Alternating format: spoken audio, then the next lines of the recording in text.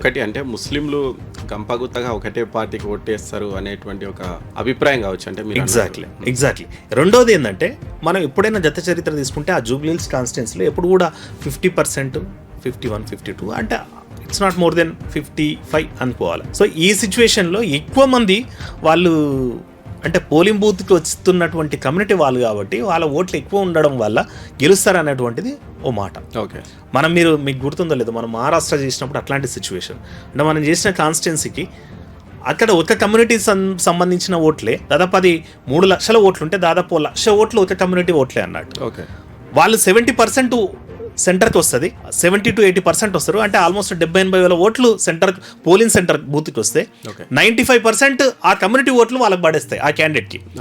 అట్లా ఆడ fourth time కూడా ఆ పార్టీ అంటే వాళ్ళు సపోర్ట్ చేస్తే ఆ కమ్యూనిటీ లీడరే గెలిచినటువంటి పరిస్థితి. సేమ్ అట్లాంటి సిచ్యువేషన్ ఆ జూబ్లీహిల్స్లో అనిపించింది.